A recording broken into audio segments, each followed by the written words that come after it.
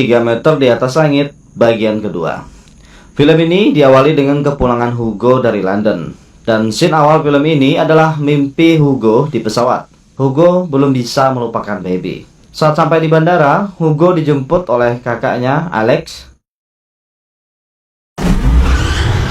Setelah kembali ke rumah, Alex menunjukkan barang-barang lama milik Hugo. Di sana ada fotonya bersama Polo. Saat melihat foto tersebut, Hugo terdiam sejenak. Setelah melihat semuanya, Hugo pergi ke garasi untuk melihat motor lamanya. Dan kenangan itu kembali terlintas sejenak di ingatannya. Hugo pergi menaiki motor legendarisnya tersebut, mengunjungi tahta lamanya. Sesampainya di sana, Hugo hanya memandangi podium tahta itu telah rusak parah setelah ditinggalkan sang raja. Tak lama kemudian, telepon Hugo berdering. Seorang wanita memintanya untuk datang ke alun-alun kota. Di perjalanan, Hugo tak sengaja bertemu Chino. Mereka saling sapa, dan Chino mengundangnya untuk makan malam bersama dengan para kawan lama. Ternyata, yang memintanya untuk datang adalah Katina.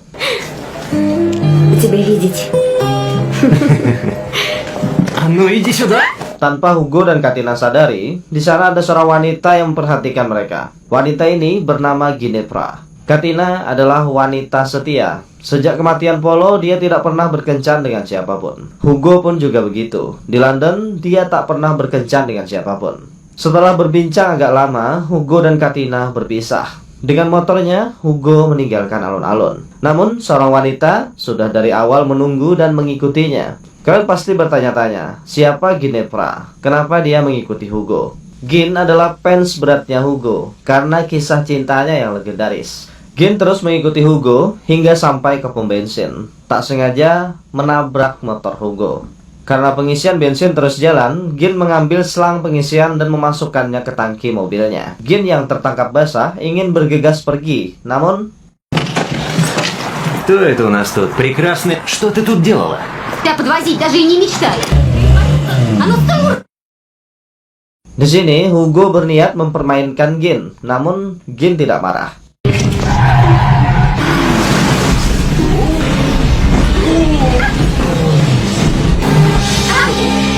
Apa yang dilakukan Hugo malah membuatnya senang. Hugo lalu lanjut membawa Gin ke acara makan malam Chino. Semua orang bahagia dengan pertemuan itu, dengan membahas berbagai macam kenangan lucu masa lalu mereka. Pertemuan berakhir, Hugo pulang bersama Gin. Namun di tengah jalan, Hugo meminta Gin berhenti. Dia turun di sana. Namun wajah Gin berubah serius setelah memperhatikan tempat mereka berhenti. Gin meninggalkan Hugo sendiri. Ternyata Hugo berhenti di telepon umum di samping rumah baby. Tak lama kemudian, mobil datang. Dengan cepat, Hugo bersembunyi. Ternyata yang datang adalah baby bersama kekasih barunya. Di tempat latihan tinju, Hugo melampiaskan kemarahannya dengan samsak. Datanglah Thomas mengajaknya latihan tanding di ring tinju, dan Hugo menyetujuinya. Ternyata Thomas adalah raja arena yang baru setelah tahta Hugo dan Chino runtuh. Thomas mengetahui siapa Hugo, jadi dia ingin menjajal mantan raja arena tersebut. Dan Thomas dikalahkan.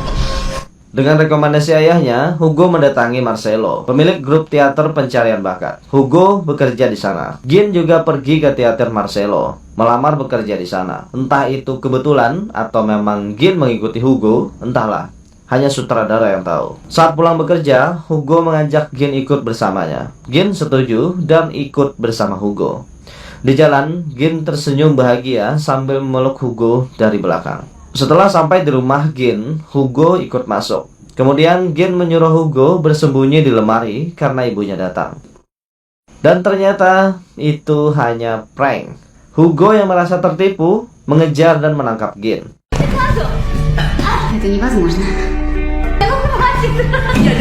Malam harinya, Hugo pergi ke diskotik bertemu Katina. Dan kenangan itu kembali melintas di benaknya.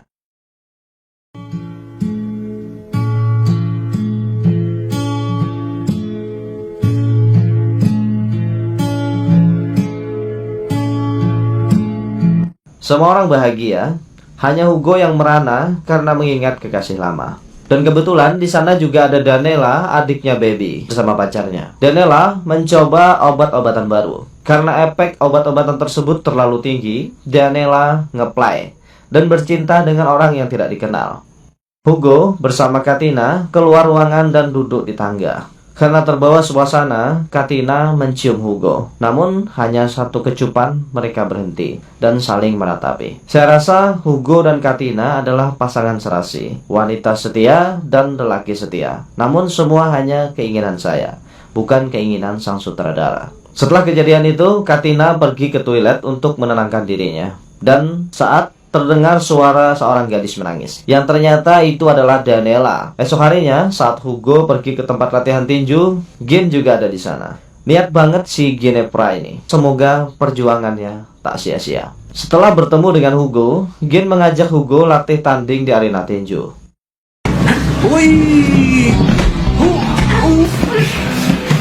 Latih tanding berakhir dengan kekacauan. Di rumah, Baby membangunkan Daniela. Знаю, Бобби, кажется, меня кто-то... Setelah beberapa saat, Daniela mengingat siapa yang menyelamatkannya. Itu adalah Hugo.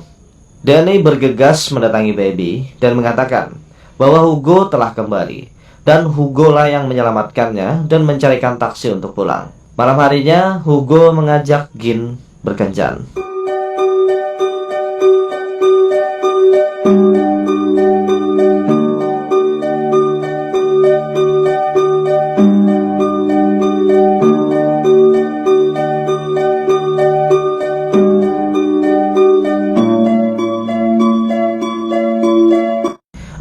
Maaf, adegan ini disensor. Dan Hugo kembali merasakan sensasi 3 meter di atas langit bersama Gin.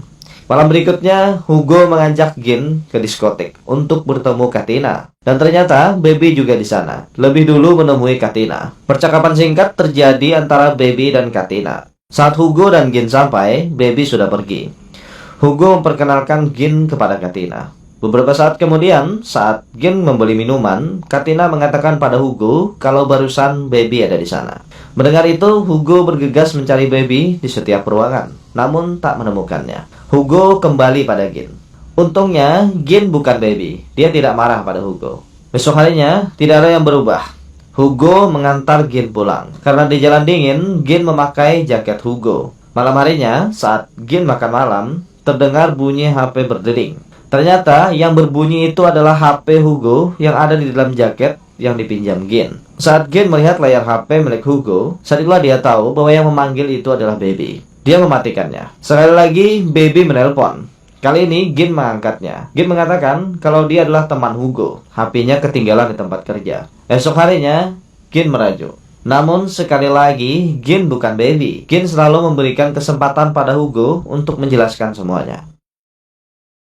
Hugo, Gin, Katina, dan Luke, adiknya Gin, mereka makan bersama. Sesaat kemudian, Thomas juga ada di sana, sambil mengendarai motor milik almarhum Polo. Hugo yang melihat itu langsung emosi dan mendatangi Thomas, berniat mengambil motor tersebut. Namun Thomas tidak mau memberikannya.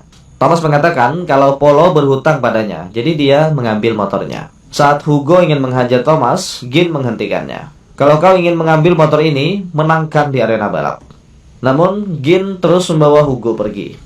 Untuk menghibur Hugo, Gin membawanya ke tempat di mana karya besarnya berada. Sebuah lukisan pantai di atas rumah. Semua orang bersenang-senang di sana. Di teater, saat Hugo dan Gin bekerja, Katina menelpon Hugo, mengatakan kalau Baby ingin menemuinya dan memberikan alamat pertemuan tersebut. Sedangkan di panggung, karena pemeran mengundurkan diri, maka Gin menggantikan posisi peran tersebut. Hugo pergi meninggalkan Gin dengan janji hanya pergi sebentar dan akan kembali menjemputnya. Di sini, Gin tidak mencegah kepergian Hugo. Meski Gin tahu dan menebak bahwa Hugo pergi menemui Baby. Saat Gin bernyanyi di atas panggung, Hugo akhirnya bertemu Baby. Hugo dan Baby terbawa suasana membicarakan masa lalu, membuat Hugo lupa tentang janjinya untuk menjemput Gin. Lalu, Hugo menawarkan diri untuk mengantar Baby pulang. Baby setuju, tapi dengan satu syarat. Hugo harus menutup matanya sepanjang jalan tanpa mengeluh. Setelah Hugo setuju, mereka pergi. Ternyata Baby membawa Hugo ke pantai kenangan mereka. Dan maaf, sekali lagi adegan ini disensor. Di sini saya agak sedikit kaget. Ternyata Baby mau mengajak Hugo balikan dengan melakukan hal itu lagi di pantai. Lalu bagaimana dengan nasib Gin? Setelah pesta surga itu selesai, hujan turun, Hugo dan Baby bergegas pulang. Namun di tengah jalan, tiba-tiba Baby menghentikan mobilnya dan berkata pada Hugo, "Maaf tentang tadi, aku hanya ingin memastikan apa aku masih memiliki perasaan untukmu. Dan aku akan menikah 1 bulan lagi." Sekali lagi, hati Hugo hancur berkeping-keping. Anjay, emosi saya. Dasar egois, untuk menguji perasaannya sendiri, sekali lagi Baby menyakiti Hugo. Di situasi yang sama, saat hujan deras, Hugo ditinggalkan sendiri di jalan. Setelah agak lama meratap, Hugo teringat Gin. Dia bergegas untuk kembali menemui Gin. Di teater, Gin yang sedang mencari Hugo bertemu Lardo, asisten Marcelo. Lardo menyapa Gin dan mengatakan, "Kalau kau ingin mencari Hugo, dia ada di toilet." Mendengar itu, tanpa berpikir panjang, Gin masuk ke toilet tersebut dan Lardo mengikuti di belakang. Saat Hugo sampai di teater, dia mendengar suara Gin di toilet sedang menjerit sambil menangis. Hugo mendobrak pintu toilet tersebut, dan di sana Gin sedang diperkosa oleh Lardo bersama 2 temannya. Melihat itu, Hugo yang sedang dalam keadaan puncak emosinya, setelah dicampakkan oleh Baby untuk kedua kalinya, menghajar mereka semua.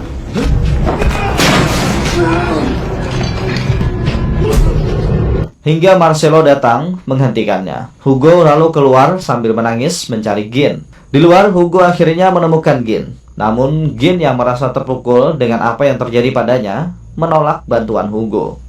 Где ты был? Hanya 1 kata yang terucap dari mulut Gin. "Di mana kau?" Namun Hugo tidak bisa menjawabnya. Hugo hanya terdiam sambil menangis menatap kepergian Gin. Emosi saya. Semakin emosi. Lagi-lagi penyebab semua masalah ini adalah Baby. Kalau Baby tidak membawa Hugo pergi ke pantai dan beketol di sana, Hugo akan datang lebih awal menjemput Gin dan pemerkosaan itu tidak akan terjadi. Kembali lagi, adegan ini keinginan sang sutradara, sedangkan kita hanya bisa mengelus dada. Di tengah emosinya, Hugo pergi ke arena balap mendatangi Thomas untuk merebut kembali motor milik Polo. Dan Katina mengikuti Hugo ke arena balap.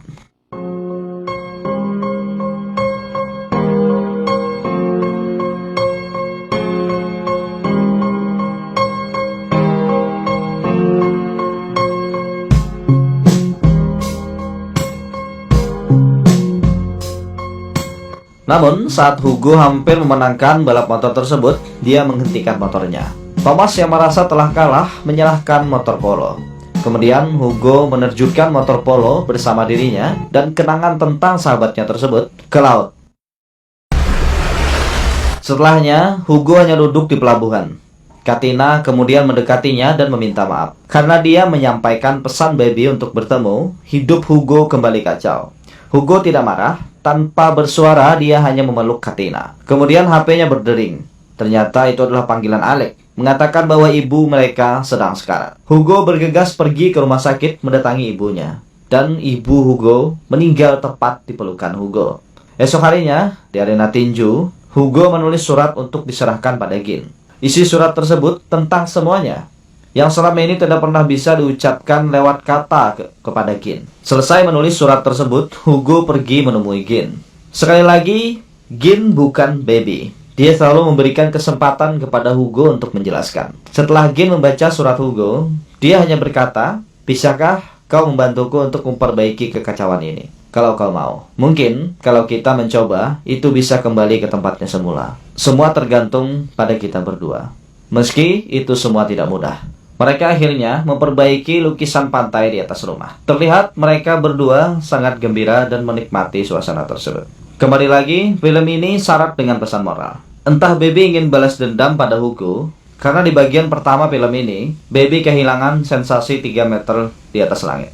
Dan dia balas dendam kepada Hugo di film kedua ini.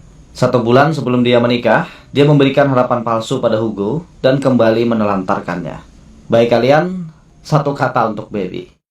Bagi saya, Baby adalah penghancur hidup orang lain. Sangat egois. Saat kita melaju terlalu cepat, kita harus menyadari kapan kita harus berhenti. Dan Hugo mengajarkan itu. Meski dia sangat mengharapkan Baby, saat dia tahu tidak akan tercapai, dia berhenti. Dan mencoba memulai dari awal lagi tanpa putus asa. Ketika kita sampai di persimpangan yang gelap, jangan kau melangkah di tengah kegelapan tersebut. Carilah penerangan untuk mengetahui jalan yang benar. Dan Gin mengajarkan itu. Ketika pasangan kita melakukan kesalahan, berilah kesempatan untuk menjelaskan. Kalau bisa diterima oleh hati, maka lanjutkan. Kalau tidak, maka tinggalkan. Agar tidak terjadi penyesalan di kemudian hari. Oke, terima kasih.